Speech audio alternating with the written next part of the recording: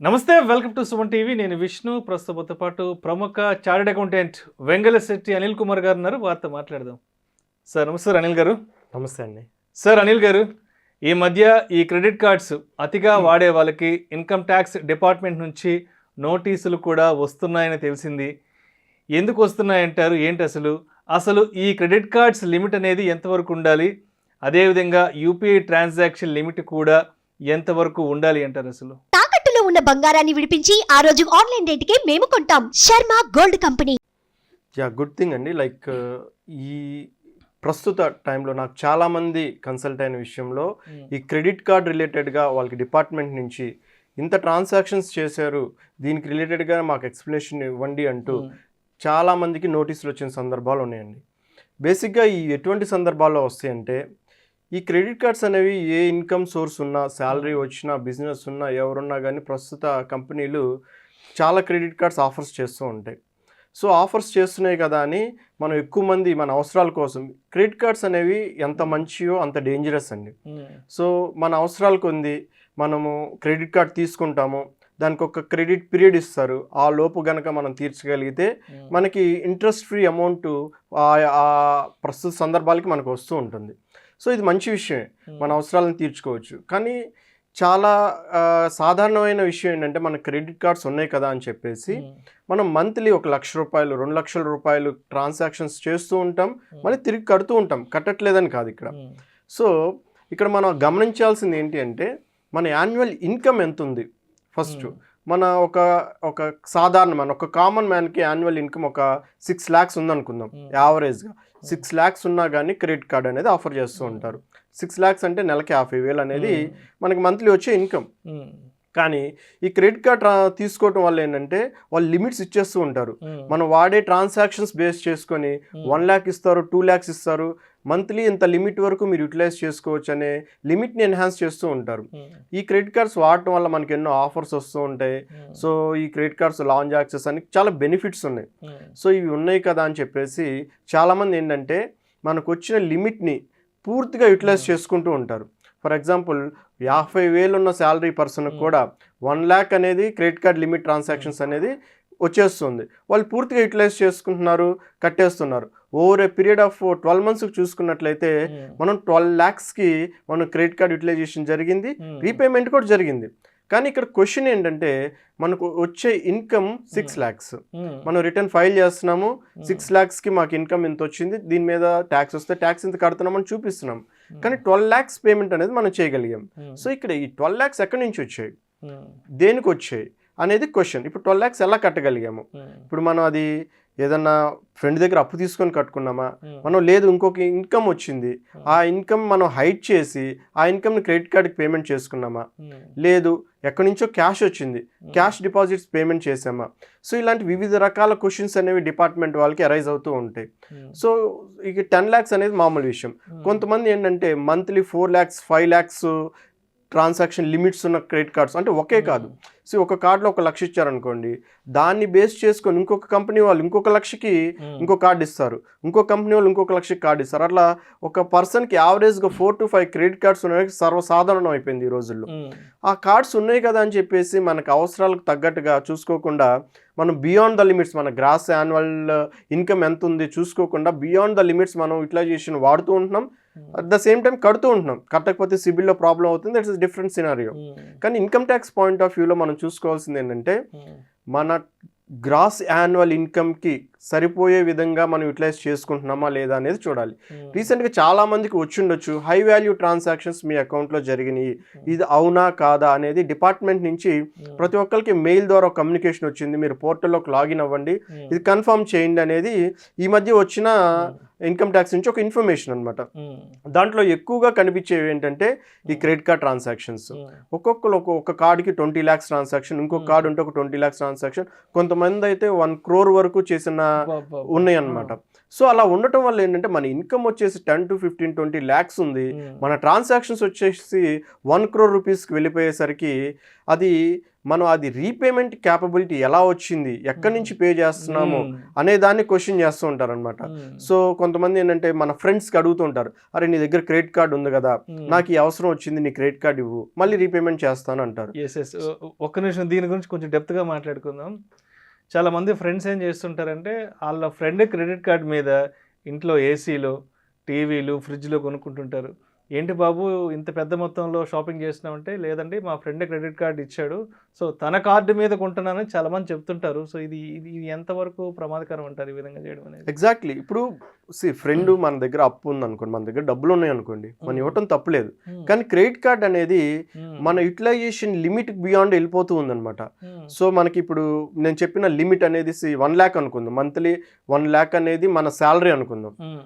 దానికి మన credit card limit వచ్చేసి 4 lakhs. ఈజీగా మనకు 1 lakh శాలరీ ఉందంటే 4 lakhs to 5 lakhs credit limit ఉండే కంపెనీ కార్డ్స్ అనేవి మన దగ్గర ఈజీగా అవైలబిలిటీ ఉంటాయి. సో మనం యూటిలైజ్ చేసుకోకుండా మన ఫ్రెండ్స్కి ఇవ్వడం ద్వారా ఆ కార్డ్ యూటిలైజేషన్ అనేది ఎన్హాన్స్ అయిపోతూ ఉంది. రేపొద్దున క్వశ్చన్ చేసినప్పుడు, సార్ మా ఫ్రెండ్ వాడాడు, ఏదో మా ఫ్రెండ్కి మెడికల్ ఎక్స్పెన్స్ అయితే ఇచ్చాను అని మనం ఎక్స్ప్లెనేషన్ చేసినంత మాత్రాన దాని గురించి ఒప్పుకునే పరిస్థితి కాదు, కన్సిడర్ చేయరు. ఎందుకంటే మనకి ప్రాపర్ ఎక్స్ప్లెనేషన్ ఉండాలి. అసలు ఇదంతా ఎక్కడి నుంచి వచ్చింది, దీనికి రీపేమెంట్ ఎలా చేశారు. ఇప్పుడు మీకున్న శాలరీ మాకు రిటర్న్లో చూపించింది 1 lakh మాత్రమే సార్, కానీ మీరు ఓవర్ ఏ పీరియడ్ చూస్తే 60 lakhs ట్రాన్సాక్షన్స్ జరిగినాయి, ఎక్కడి నుంచి పే చేశారు అనేది మనం వాళ్ళకి ఎక్స్ప్లెనేషన్ ఇవ్వాల్సిన పాయింట్స్ అనమాట. ఇప్పుడు చాలామంది వాళ్ళు ఏం చేస్తుంటారు, ఇంత లిమిట్ పే చేయడం వల్ల దాన్ని ఇన్కమ్గా యాడ్ చేసే అవకాశాలు ఉన్నాయి, దాని మీద ట్యాక్స్ లివీ చేసే అవకాశాలు ఉన్నాయి, దాని మీద ఇంట్రెస్ట్ పెనాల్టీ లివీ చేసే అవకాశాలు ఉన్నాయి. సో క్రెడిట్ కార్డ్ యూటిలైజేషన్ అనేది మంచి విషయం, కానీ అంత డేంజరస్ విషయం అండి. సో మనము చాలా జాగ్రత్తగా యూటిలైజ్ చేసుకుంటే మన గ్రాస్ యాన్యువల్ ఇన్కమ్ని బేస్ చేసుకొని మనం విత్ ఇన్ ద లిమిట్స్లో కనుక చేసుకున్నట్లయితే మనకి ఎటువంటి క్వశ్చన్స్ అరైజ్ అయ్యే అవకాశాలు ఉండవు. కానీ ఇవి ఈ రోజుల్లో చాలామంది పట్టించుకోవట్లేదు. బేసిక్ ఏం థింగ్ అంటే, మనకి ఈరోజు వాడుతున్నాం, ఈ ఇయర్ వాడామనుకుందాం, సో ఈరోజు ఎవరు అడగలేదు, నాకు ఎటువంటి నోటీస్ రాలేదు, కానీ నెక్స్ట్ ఇయర్ కూడా ఇదే కంటిన్యూ చేస్తారు. కానీ తెలియని విషయం ఏంటంటే, డిపార్ట్మెంట్ వాళ్ళు మనల్ని అప్ టు 6 to 8 years వరకు ట్రాక్ చేసే అవకాశాలు ఉన్నాయి. ఇప్పుడంతా డిపార్ట్మెంట్ వైపు నుంచి ఆలోచిస్తే ఎంతమంది ఉంటారు, మహా అయితే మేబీ 100s, 1000s మెంబర్స్ ఉంటారు. ఇన్ని క్రోర్స్ ఆఫ్ మెంబర్స్లో, క్రోర్స్ ఆఫ్ యూటిలైజేషన్లో మనం ఎలా ట్రాక్ చేస్తారనే మిత్ అనేది చాలా మందికి ఉంటుంది. కానీ ఈ రోజుల్లో టెక్నాలజీ అడ్వాన్స్ అవడం వల్ల అంత ఆర్టిఫిషియల్ ఇంటెలిజెన్స్ వచ్చేసి ఈచ్ అండ్ ఎవ్రీథింగ్ అనేది ఎవరు మాన్యువల్గా చేయరు. టెక్నాలజీకి వాళ్ళే సిస్టమ్కి ఇట్లాంటి లిమిటేషన్స్ ఇస్తూ ఉంటారు. సో ఈ లిమిట్స్ దాటితే వీళ్ళని ట్రాక్ చేయండి, ఈ లిమిట్స్ దాటితే వీళ్ళని, ప్రతిదీ మనది పాన్ కార్డ్తో లింక్ అయి ఉంటుంది, ప్రతి దగ్గర ఆధార్తో లింక్ అయి ఉంటుంది.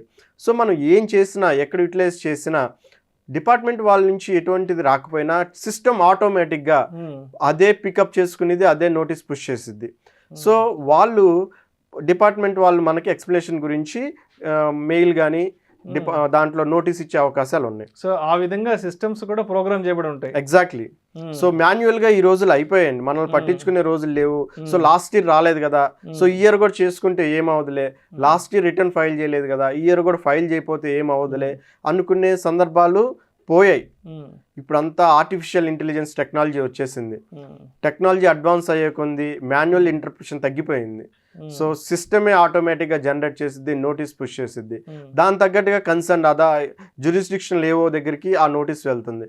వాళ్ళు మనం కాల్ ఫర్ చేయటం, దీనికి ఎక్స్ప్లెనేషన్ అడగటం, దానికి రిలేటెడ్గా మనం ఎక్స్ప్లెనేషన్ ప్రాపర్గా ఇవ్వకపోతే దాని కాన్సిక్వెన్సెస్ అనేవి లివ్ చేయటం జరుగుతుంది. సో ఫ్రెండ్స్, ఇది క్రెడిట్ కార్డ్ యూటిలైజేషన్ అనేది మన గ్రాస్ యాన్యువల్ ఇన్కమ్ అనేది చూసుకొని విత్ ఇన్ ద లిమిట్స్, అయితే ఫర్ సపోజ్ ఒక 10 lakhs మన గ్రాస్ యాన్యువల్ ఇన్కమ్ అనుకోండి, సో 12 lakhs వాడుకున్నాం, ఏం లేదు, beyond the limits, so 20 lakhs, 40 lakhs, 60 lakhs అనేది ఈ రోజుల్లో కామన్గా యూటిలైజేషన్ అయిపోయింది. కొంతమంది ఇంకో ఏం చేస్తున్నారంటే క్రెడిట్ కార్డ్ స్వైపింగ్ చేసుకుంటూ ఉంటారు అవసరాలు కొన్ని. సో మనకి ఇప్పుడు క్రెడిట్ కార్డ్ అనేది యూటిలైజేషన్ లేకపోయినా కానీ మన బ్యాంక్ అకౌంట్లో రావడం కోసం ఏటీఎంలో డ్రా చేసుకోవచ్చు, లేకపోతే మనకి చాలా పాయింట్స్ వచ్చేసాయి. మీ క్రెడిట్ కార్డు స్వైప్ చేయండి, 2% కమిషన్ మేము తీసుకుంటాం, మిగతా అమౌంట్ డైరెక్ట్గా మీ అకౌంట్లో వేస్తాము అనేసి. సో ఈ క్రెడిట్ కార్డ్ అనేది మన పర్సనల్ థింగ్ అండి, మన కోసం ఇచ్చిన, మనం యూటిలైజ్ చేసుకోవడానికి ఇచ్చిన కార్డు ఈ క్రెడిట్ లిమిట్ అనేది. సో మనం ఏదైతే వస్తుందో దాని అకౌంట్ ఫర్ వస్తుందో మన క్రెడిట్ కార్డ్ ద్వారా దానికి మనం ప్రతిదీ ఎక్స్ప్లెనేషన్ ఇవ్వాలి. సో ఈ క్రెడిట్ కార్డ్స్ అనేవి ప్రాపర్ యూటిలైజేషన్ లేకపోతే మనం కాన్సిక్వెన్సెస్ ఫేస్ చేయాల్సి వస్తుంది.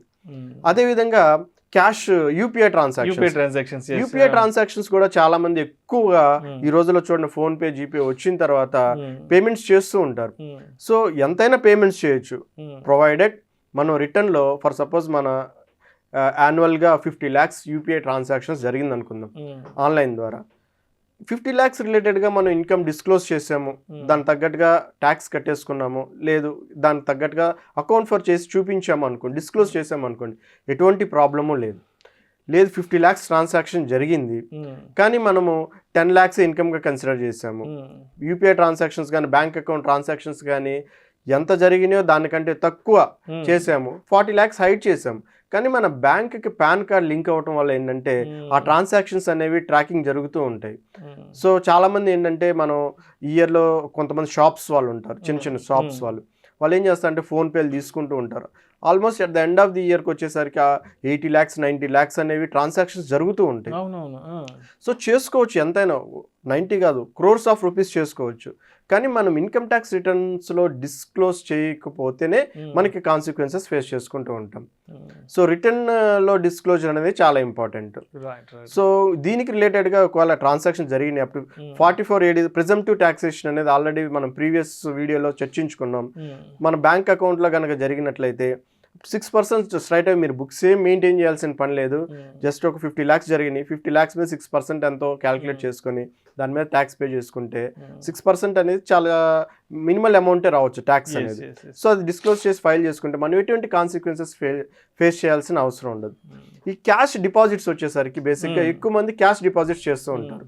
సాధారణంగా క్యాష్ డిపాజిట్స్ రిలేటెడ్గా కూడా ఎక్కువ మందికి నోటీసెస్ వచ్చిన అవకాశాలు ఉన్నాయి. ఎక్కువ మంది సేవింగ్స్ అకౌంట్లో క్యాష్ డిపాజిట్స్ చేస్తూ ఉంటారు. డిపాజిట్స్ చేసుకోవచ్చు కానీ దాన్ని ఒక థ్రెషోల్డ్ లిమిట్ అనేది స్పెసిఫై చేశారు డిపార్ట్మెంట్ వాళ్ళు. ఈ బియాండ్ ద లిమిట్ చేసుకోవచ్చు, కాకపోతే దానికి ఎక్స్ప్లెనేషన్ అడుగుతారనమాట. అప్ టు 10 lakhs వరకు మీరు క్యాష్ డిపాజిట్ సేవింగ్స్ అకౌంట్లో చేసుకోండి. చేసుకున్న బియాండ్ ద లిమిట్ చేసుకుంటే మీకు ఎక్స్ప్లెనేషన్ ఎందుకు చేశారు, క్యాష్ విత్డ్రా చేయాల్సిన అవసరం కానీ డిపాజిట్ చేయాల్సిన అవసరం కానీ ఎందుకు వచ్చింది అనేది ఎక్స్ప్లెనేషన్ అడిగే అవకాశాలు ఉన్నాయి అన్నమాట.